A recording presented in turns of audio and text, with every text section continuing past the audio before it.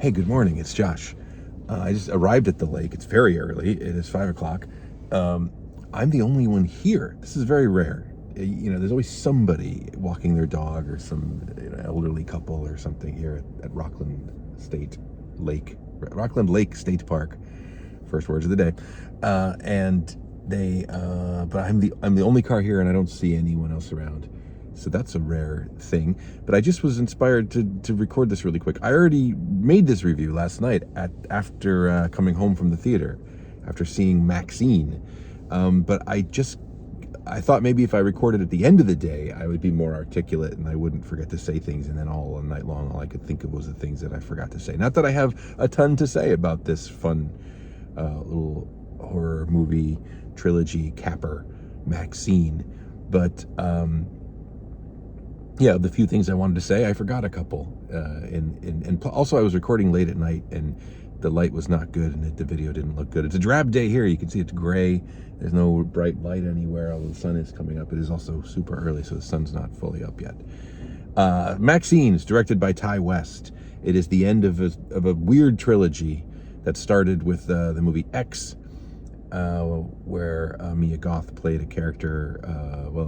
That was more of like a traditional kind of slasher exploitation pastiche movie, and she emerged as the final girl, Maxxxine, kind of the survivor. And then the second movie in what is now a trilogy was Pearl, where it was a prequel where she was playing the other character that she played in that movie. And so these are old movies at this point, but I won't spoil too much.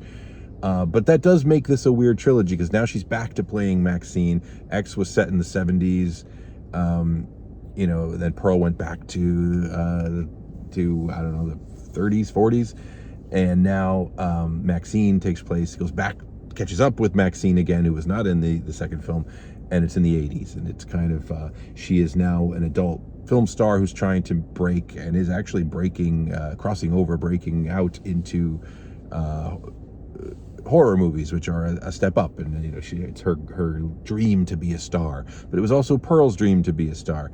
So this is the weird thing about this franchise trilogy, is that it has definite thematic through lines, and it has definite narrative through lines, sort of, but she's playing two characters who are very similar in some ways, but I feel like you have to just kind of go for the ride and enjoy the filmmaking, and it is fun.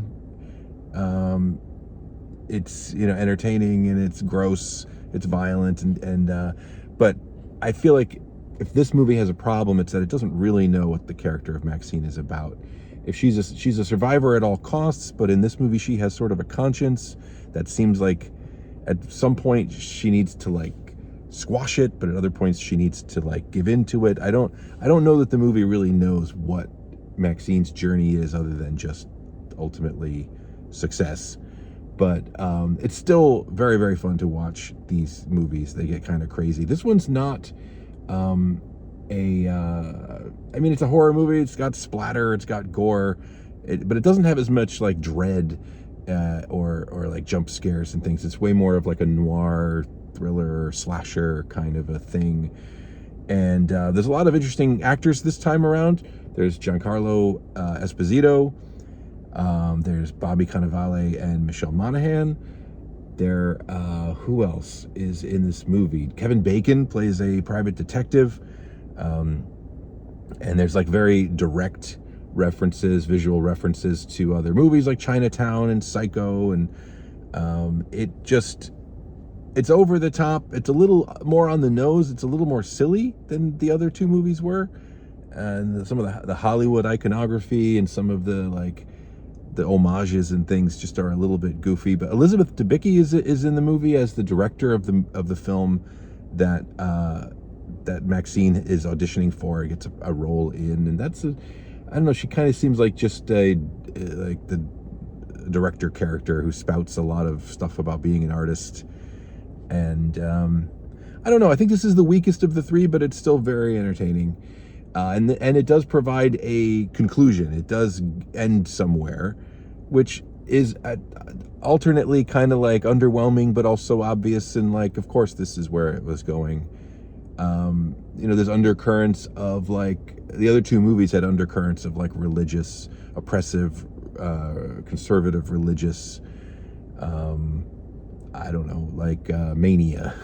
Some of it directly related to Maxxine and her family, and those things, you know, follow through and into this movie and even come to a head. So I guess that's all, you know, I don't know.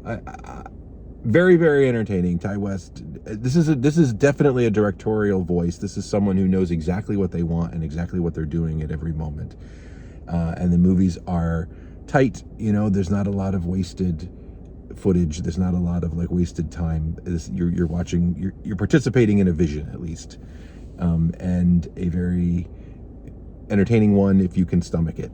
So that's a recommendation, but I don't know that this trilogy adds up to much more than just a fun throwback exploitation kind of an exercise. And Mia Goth is incredible. She's so magnetic and watchable. And I know I've probably recommended this movie more times than I even realize, but don't sleep on the 2020 adaptation of Emma, the one with Anya Taylor-Joy, and Mia Goth plays Harriet in that version. It is so, the design, the production design, the direction, the performances, the adaptation, it's so funny, it's so good. Emma period, that's how they distinguished it. The name of the movie is Emma period from 2020. It's a high recommendation from me. So I hope I didn't forget to say things again this time in my discussion of Maxxine. There are some really gruesome kills. There's, you know, kind of an all-time kind of like, oh, they went there kind of a kill. There's a couple of them, but I don't know. It was a fun time in the theater, and I guess that's it. All right, thanks for watching. I will catch up with you again soon with more reviews. I've got a short in the hopper coming soon, next week probably, and you know, I'll talk to you again very soon. Goodbye. Josh out.